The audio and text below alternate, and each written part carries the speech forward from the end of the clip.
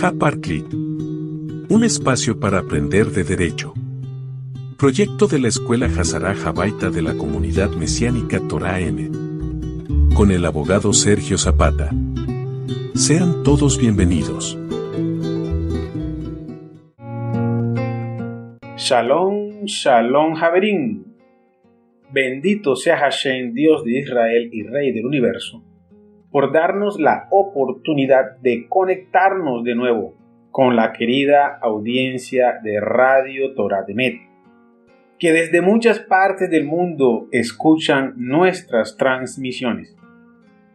En Haparklit, un espacio para aprender de derecho, hemos estado presentando la serie especial Yeshua el Jurista, para entender que el maestro contaba con un perfil jurídico que armonizaba con sus aspectos espirituales, por lo que no son caras o perfiles excluyentes, sino complementarios.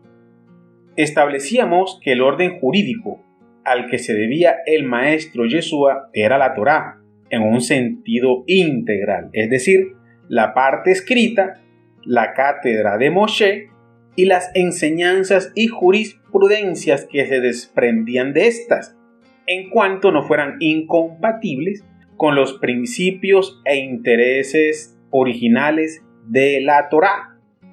Por tanto, la justicia, como pilar de la Torá, es uno de los intereses torágicos fundamentales, lo que llevó al Rabí Yeshua a tomar a la equidad como uno de sus fundamentos para interpretar el derecho, para la hermenéutica jurídica, buscando a través de ella, de la equidad, la corrección de la justicia legal para aplicarse a un caso concreto buscando una justicia verdadera.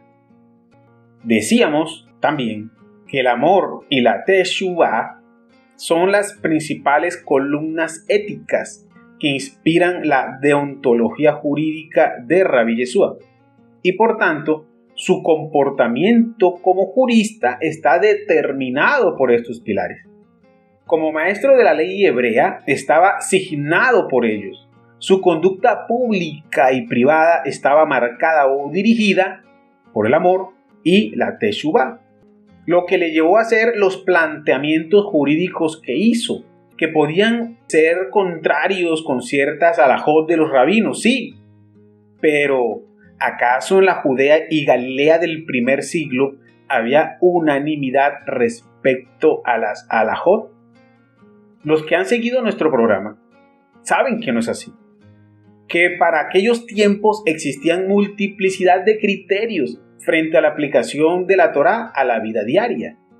Contábamos que en el tratado Sanedrín 88b del Talmud Babli, encontrábamos que los discípulos de Shammai y de Hillel, al crecer en tanto número y al no atender en el grado requerido las enseñanzas de sus maestros, se dio una disputa que proliferó en el pueblo judío al punto de que no había un consenso alágico con respecto a todos los temas. Como hemos explicado en uno de nuestros programas, Shammai e Hillel fueron anteriores a las enseñanzas de Yeshua.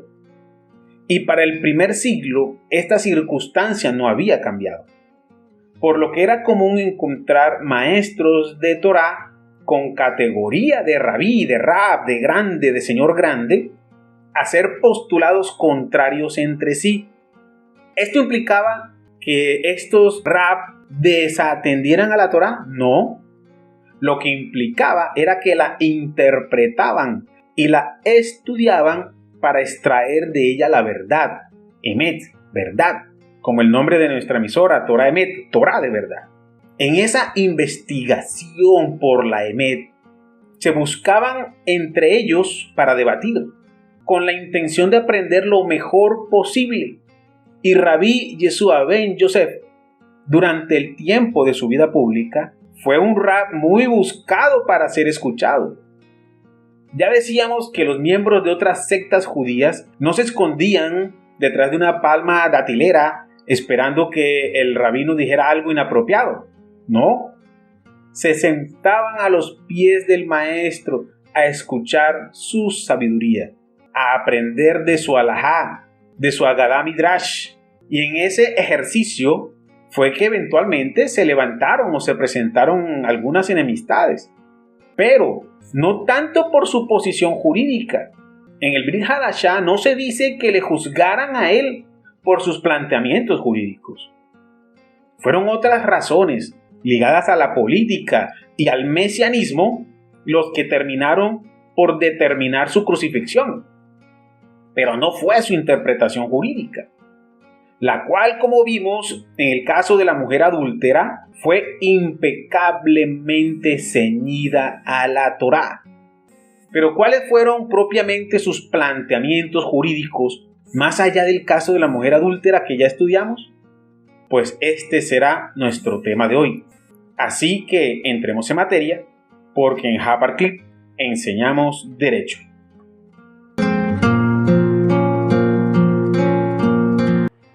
Para comprender en mejor manera los aportes al derecho hebreo del Rayevda, Rabbi Yeshua ben David, primero vamos a auscultar sobre dos términos que hemos mencionado, alajá y Agadá Midrash, de los cuales solo hemos hablado del primero en algunos programas. Alajá, indicando que se trata del camino jurisprudencial a seguir en un caso concreto. Ahora vamos a precisar estos términos. Esther Mostovich de Kuckerman, una judía de nacionalidad uruguaya, abogada, socióloga, escritora y docente, en una magistral obra llamada Talmud y Derecho en su tomo 3, describe estos términos de la siguiente manera. No voy a recitarla textualmente, no la voy a citar textualmente, vamos a parafrasearla. Indica la escribana que alajá son las sentencias de los jueces hebreos en los pleitos, en los litigios que las personas les llevan para que resuelvan, los cuales tienen que resolverse a la luz de la Torá, ya saben, la Torá escrita y la Torá oral. De tal forma que ante un pleito concreto, el juez entonces se pregunta, ¿qué norma de la Torá debo aplicar? ¿A qué obliga la Torá para este caso concreto, esta situación concreta? ¿Cómo debo darle cumplimiento a la norma torágica en este asunto particular? Las respuestas a estas preguntas conforman la alajá, el camino a seguir en un asunto particular. Alajá traduce literalmente el camino. Entonces vamos a revisar, por ejemplo, temas de alajá. El caso planteado en Devarim, Deuteronomio 14:21, que prohíbe cocer al cabrito en la leche de su madre. Pero ¿qué pasa si no se trata de un cabrito y no se trata de la leche de su madre? Entonces vienen muchas preguntas, ¿no?, que se suscitaron en el Israel antiguo y que tuvieron respuestas por parte de los doctores de la ley, de los sabios de la ley. ¿Y dónde terminan recopiladas las alajás? Pues terminan recopiladas en la Mishnah, en la Gemara, en el Talmud, en términos generales. Allí se condensa en mayor medida la Torah Shebeal Peh, la Torah oral. Y aquí entonces nos toca entrar a revisar el Talmud para poder dilucidar este tema de la alajá y este caso particular. Por ejemplo, el tema de ¿yo puedo cocinar aves en leche? El Seder Kodashim, del libro Kodashim, del tratado Julin 116a, trata sobre este tema, pero no le dan un cierre. Propiamente no le dan un cierre. Por ejemplo, dice así, voy a leer. La Mishnah dice, Rabbi Akiva dice, cocinar la carne de un animal no domesticado o un ave en la leche no está prohibido por la ley de la Torá. Como se dice, usted no debe cocinar una cría en la leche de su madre. Más adelante, después de bastantes discusiones, nos dice lo siguiente. La Mishnah además enseña que el rabino Yosei Ha Helili, dice Rabino, el versículo dice en la leche de su madre. Eso excluye a un ave que no tiene leche materna. La Guemará pregunta, ¿qué diferencia hay entre la opinión de Rabí Yosei Ha Helili, que excluye a un ave por la prohibición de la carne y la leche debido a la frase en la leche materna, y la opinión de Rabí Akiva, que llega a la misma conclusión que Rabí Yosei Haleli, basado en la frase no cocinarás a la cría? Entonces vemos que existe un consenso entre Rabí Akiva y Rabí Yosei Ha Helili. Pero posteriormente, Maimónides, el sabio Maimónides, en la Mishneh Torah, en el tratado Mahajalot Asurot, dictó la halajá, analizando todas las circunstancias y que prohíbe mezclar pollo o gallina con leche para cocinar y para comer. Entonces, vemos que al final de todo, y muy lejos en el tiempo, termina estableciéndose una halajá por Maimónides que derrumba la halajá construida por Rabí Akiva y por Rabí Yosei Ha Helili, estableciendo una prohibición, una halajá prohibitiva. También eso se llama gesirá. Una halajá gesirá es una halajá que establece una valla protectora alrededor de la Torá para prevenir que la Torá sea transgredida. Porque si yo permito que el pollo o la gallina se cocine en la leche, muchas personas al ver ese acto pueden llegar de pronto a creer que la persona está cocinando otro tipo de carne, por ejemplo cabrito, en leche. Y esa circunstancia puede llevar a otras personas a cometer la prohibición, a incurrir en la prohibición contenida de no cocer al cabrito en la leche de su madre. Devarim, ya lo hemos dicho, 14:21. Entonces, por proteger a la Torá, para evitar que las personas caigan en la prohibición, entonces Maimónides establece esta halajá gesirá, prohibiendo que incluso se pueda mezclar pollo o gallina con leche. Miren esto. Y también podríamos mostrar otro caso, ¿no? Ya no de gesirá, de prohibición, sino de más bien de permisión. Una halajá positiva. Y la encontramos en el Seder Nashim, en el tratado Gittin 36a, el cual ya hemos visto, y es el caso del prosbol, en donde en Gittin 36a y subsiguientes encontramos que Rabí Hillel, el anciano, creó ese documento llamado prosbol o prosbul, que impide que en el año sabático se derogue una deuda que está pendiente. Recordemos que Devarim 15 del 1 al 2 plantea que cada 7 años se hará la remisión.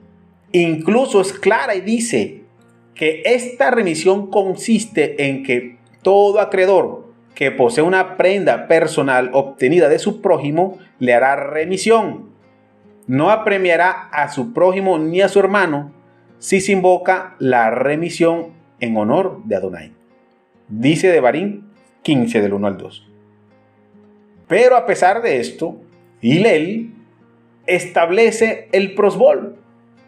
Y entonces vamos a leer lo que nos dice el Talmud frente a este tema. Dice así: si uno escribe un prosbol, el año sabático no anula la deuda. Este es uno de los asuntos que Hillel el Viejo instituyó porque vio que la gente de la nación se estaba absteniendo de prestarse mutuamente en la época del año sabático, como estaban preocupados de que el deudor no pagara el préstamo y violaran lo que está escrito en la Torá. Dice más adelante, se levantó e instituyó el prosbol para que también fuera posible cobrar esas deudas a fin de garantizar que las personas continúen otorgando préstamos. Y esta es la esencia del texto del prosbol, se los voy a leer. Me transfiero a usted tal y tal los jueces, que en tal y tal lugar, de modo que cobraré cualquier deuda que me corresponda cada vez que lo desee, ya que el tribunal ahora tiene el derecho de cobrar la deuda y los jueces o los testigos firman abajo y esto es suficiente. El acreedor podrá cobrar la deuda en nombre de la corte y la corte puede entregársela. Esto del prosbul o del prosbol es una alajá takaná, una legislación positiva, que entonces le permitiría a una persona poder cobrar la deuda a pesar de la llegada del año sabático. Entonces la alajá puede ser takaná, positiva o permisiva, o gesirá, negativa o prohibitiva. En cuanto a la Agadá Midrash, la profesora Esther Mostovich de Kukierman los trata por separado, pero realmente son uno solo, son una sola cosa. Pero sí voy a hacer una claridad. En la cultura hebrea tenemos el Agadá Shel Pesach, que es el Seder de Pesach, el orden de Pesach, ese texto que establece el orden de la Pascua y que se lee en esta fiesta solemne. Pero no nos estamos refiriendo a esta Agadá. Nos referimos al Agadá Midrash. Esa Agadá Midrash en la cual el doctor de la ley crea o establece un cuento, una parábola, un proverbio, con un fin didáctico. Es un desarrollo narrativo de sucesos contenidos en la Torá que no sean legales, pero también puede desarrollarse incluso frente a sucesos o fenómenos que no están expresamente contenidos en la Tanaj.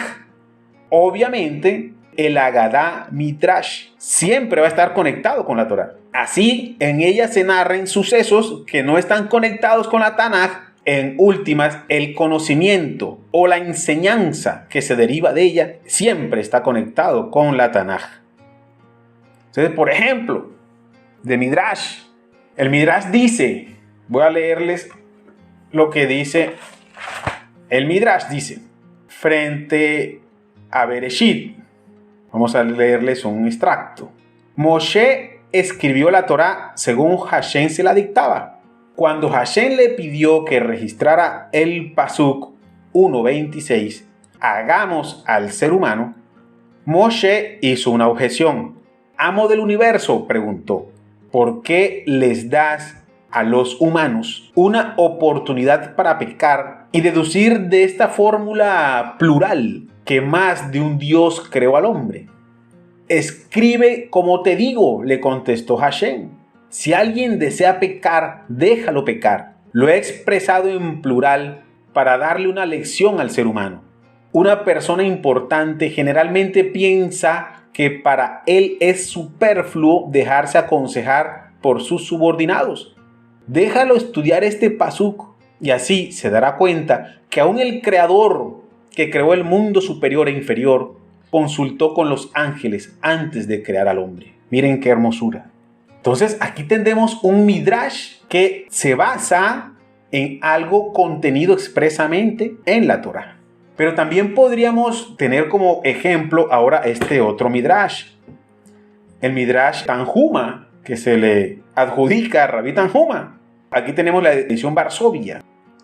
Y dice de la siguiente manera. Aquí, antes de leerles, les digo que aquí lo que encontramos es una discusión, un encuentro dialéctico entre Rabbi Akiva y Tornos Rufus, o como se le conocía por los romanos, Quinto Tineius Rufus, quien fue gobernador romano de la provincia de Judea, al que precisamente se le adjudica la muerte de Rabbi Akiva. Entonces vamos a leer.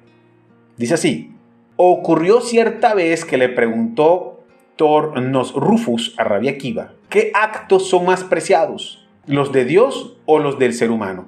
Le contestó Rabbi Akiva, ¿no? Los de los seres humanos son más preciados. Le dijo el romano, estos son los cielos y la tierra, seguramente señalándolos, ¿no?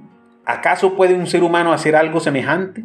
Le contestó el rabino, no me hables de cuestiones que están por encima de las criaturas, sobre aquellas cosas que no tienen control, sino de aquellas cosas que pueden ser encontradas en los hombres. Entonces le pregunta el romano, ¿por qué están ustedes circuncidados? Le contestó Rabí, yo sabía que en un futuro tú me irías a preguntar esto. Por esa razón me adelanté y te dije, los actos de los hombres son más preciados que los actos de Dios. Rabí Akiva le trajo entonces espigas y tortas y le dijo, aquellas, refiriéndose a las espigas, ¿no? Aquellas son la creación de Dios y las otras, es decir, las tortas, la creación del ser humano. ¿Cuál de las dos es más preciada? ¿No son aquellas, las tortas, mejores que las espigas? Le preguntó Tornos Rufus. Si esto es así y Dios desea la circuncisión, ¿por qué el bebé no nace directamente circuncidado del vientre de su madre? Le contestó Rabí Akiva. ¿Y por qué acaso el bebé sale con el cordón umbilical atado a su ombligo y su madre debe cortarlo? Y sobre lo que tú preguntas, ¿y por qué no sale circuncidado?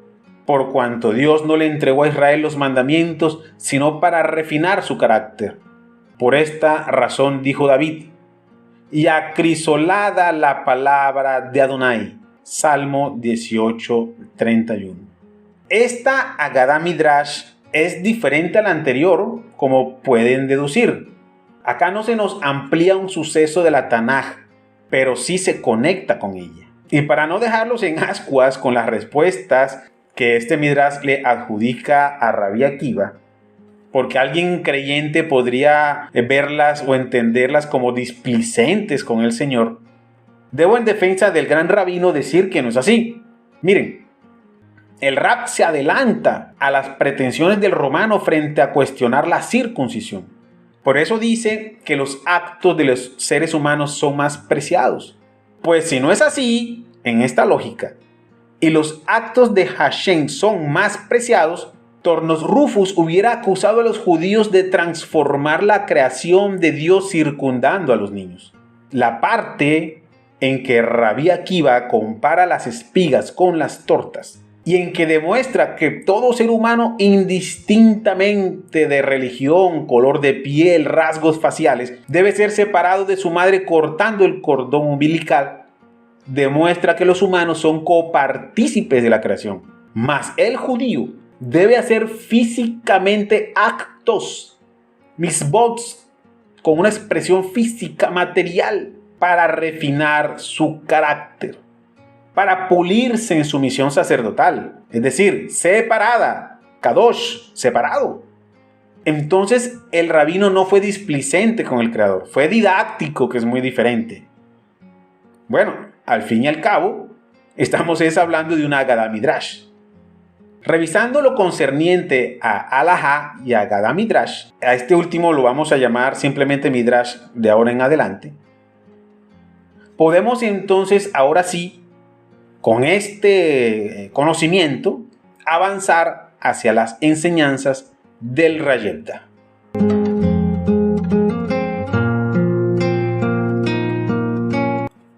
Vamos a comenzar esta revisión de las enseñanzas de Rabbi Yeshua por Yohanan Moshe, por Marcos. ¿Por qué? Porque se le considera la primer Besorá, el primer evangelio, por los científicos. De hecho, en el año 2014, científicos encontraron un fragmento del Evangelio de Marcos en un papel de papiro usado para hacer una máscara de una momia egipcia. Es decir, reutilizaron el papiro para crear esa máscara funeraria. Los científicos dataron ese papiro de entre el año 80 y 90 después de la Era Común, considerándolo la copia más antigua de los evangelios. mientras que los evangelios de Lucas, Matitillahu y Yahanán son tenidos como posteriores. De hecho, se cree que fueron escritos en el segundo siglo después de la era común. Mas hay quienes afirman que son más antiguos e incluso que son más antiguos que el propio Marcos. Pero lo que sí está demostrado es que Yahanán Moshe fue escrito en el siglo I, siendo además un Besorá judío. Por eso es que escogemos a Marcos para iniciar el presente análisis. El primer debate a estudiar que tenemos en Marcos es 2 del 23 al 28, en donde encontramos la primera enseñanza jurídica del maestro. Dice de la siguiente manera: y sucedió que un sábado cruzaba Yeshua por los sembrados y sus discípulos empezaron a abrir camino arrancando espigas. Decíanle los fariseos: mira, ¿por qué hacen en sábado lo que no es lícito? Los fariseos no estaban escondidos, estaban con el maestro. Ellos estaban caminando con el maestro. Y le dijeron: estos discípulos tuyos están haciendo en sábado lo que no es lícito hacer. Él les dice: ¿nunca habéis leído lo que hizo David cuando tuvo necesidad? Y él y los que le acompañaban sintieron hambre. ¿Cómo entró en la casa de Adonai en tiempo del sumo sacerdote Abiatar y comió los panes de la presencia, que solo a los sacerdotes es lícito comer? Y dio también a los que estaban con él, y les dijo: el sábado ha sido instituido para el hombre, y no el hombre para el sábado. De suerte que el Hijo del Hombre también es Señor del sábado. El maestro hace referencia a Primera de Samuel 21, en donde se narra ese suceso en el que David llega a Nob y se encuentra con el sacerdote Ahimelech. Y entonces David le dice que si tiene algo a la mano, dame 5 panes o lo que haya, le dice David.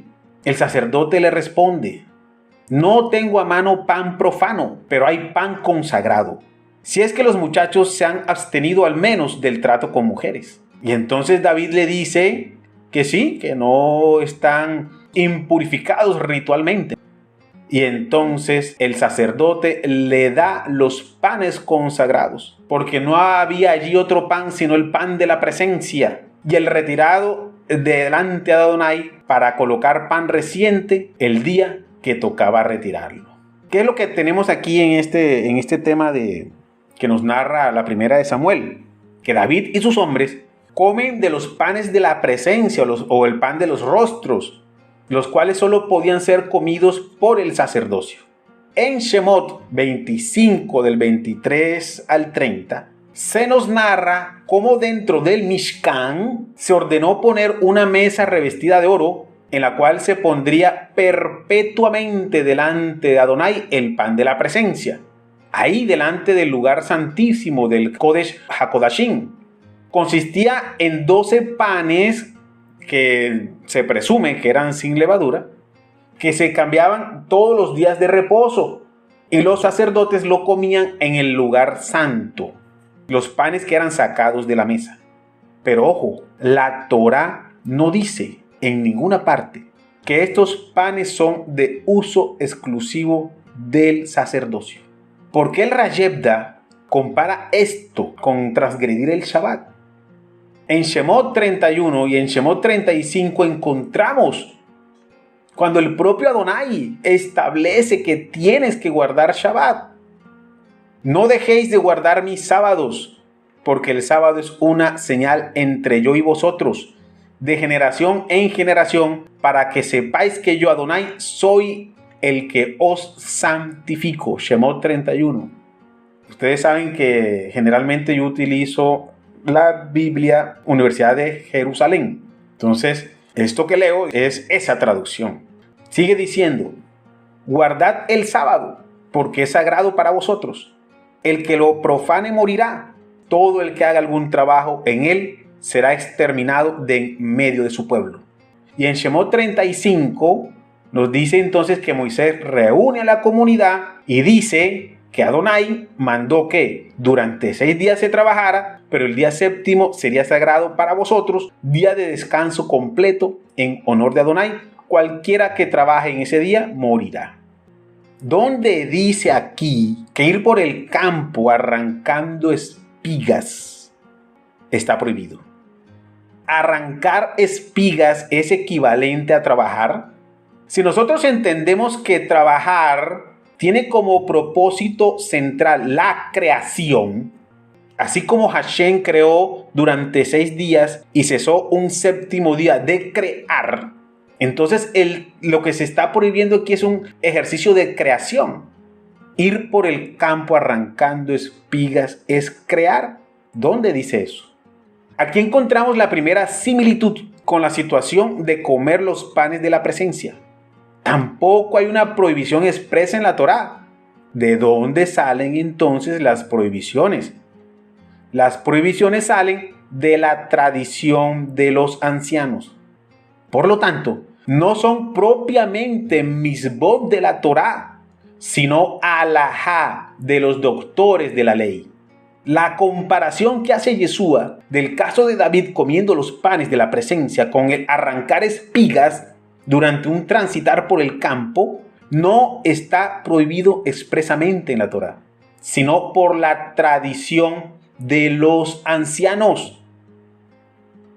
Entonces, primero el Rayebda hace esa comparación y posteriormente establece su alajá cuando dice: y les dijo, el sábado ha sido instituido para el hombre y no el hombre para el sábado. De suerte, aquí está la clave, de suerte, como conclusión, el Hijo del Hombre también es Señor del sábado. Allí está la decisión. De suerte que el Hijo del Hombre también es Señor del sábado. Esa es la alajá, que manda que el Shabbat es para disfrutarlo, para que los humanos, los hijos de los hombres, esta expresión que utiliza el Hijo del Hombre no se está refiriendo a él como si yo soy el Señor del sábado, como algunas tradiciones lo interpretan. No. Él está diciendo que los seres humanos son señores del sábado. Los hijos de los hombres deben de tener ese espacio temporal para descansar plenamente. Y eso implica gozar el Shabbat. Las alajot impuestas por los ancianos, por el Sanedrín, lo que estaban haciendo era volver al Shabbat una carga extralimitada que no permite disfrutar de la creación. Arrancar unas espigas durante el caminar por el campo infringe las normas de no crear. Prohibir tal cosa sin las consideraciones respecto a las finalidades de la conducta es una extralimitación.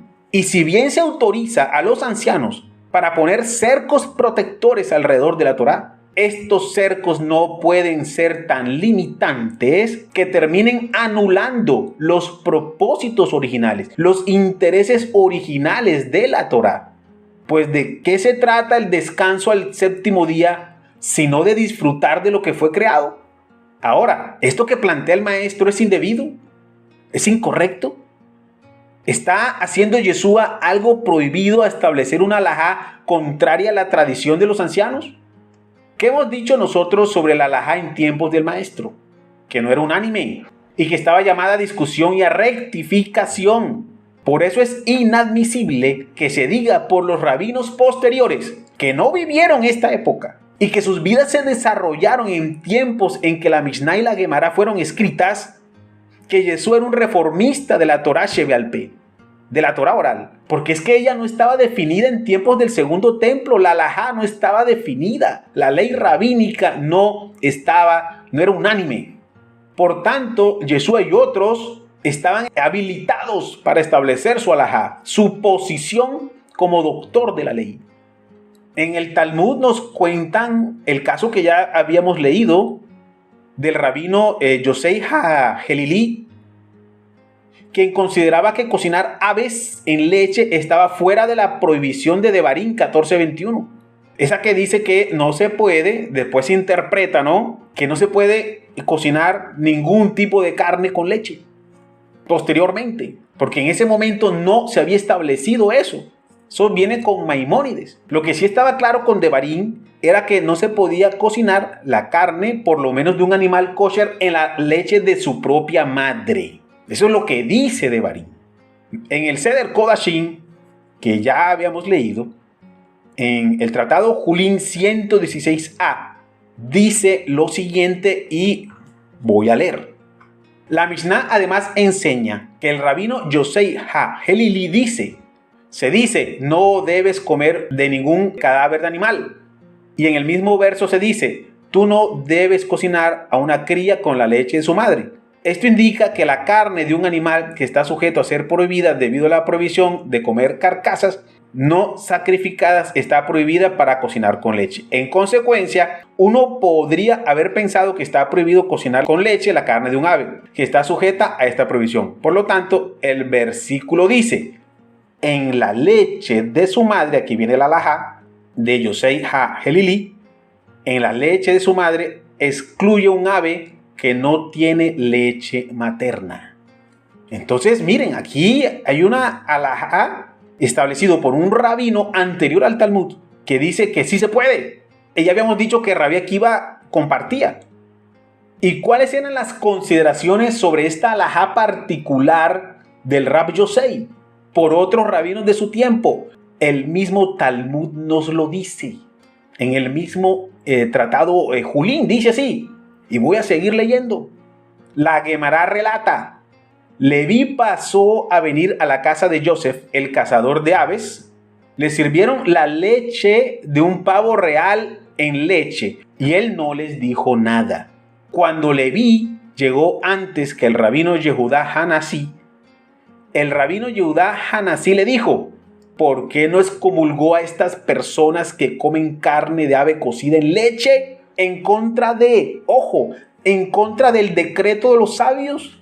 Leví le dijo, estaba en la localidad de Rabí Yehudá ben Beteirá y dije, quizás él les enseñó que la halajá es de acuerdo con la opinión de Rabí Yosei HaHelili, quien dijo que la frase en leche materna sirve para excluir a un pájaro que no tenga leche materna. Y miren la conclusión. Si es así, no podría prohibírselo y ciertamente no podría excomulgarlos por seguir su halajá.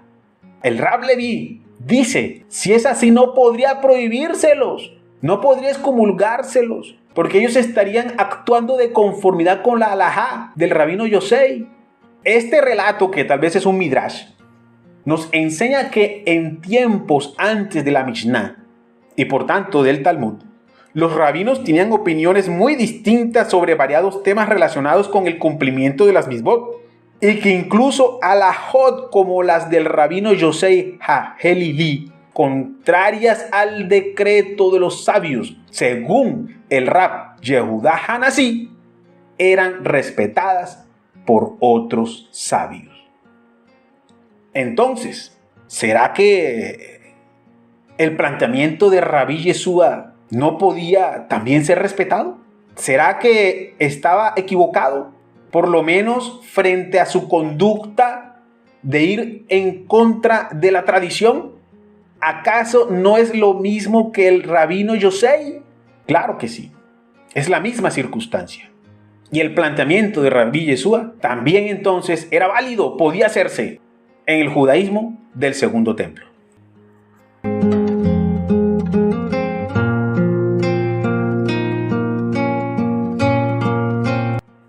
Entonces tenemos que en el tratado Julín, el Rabí Yosei establece halajot o halajá contraria al decreto de los sabios. También aquí encontramos otra parte interesante donde dice, en la localidad de Rabí Eliezer, donde se encuentra, se siguió la decisión, o sea, la halajá, cortarían árboles en Shabbat. Ojo, cortar árboles en Shabbat para preparar carbón de ellos con el cual encender un fuego.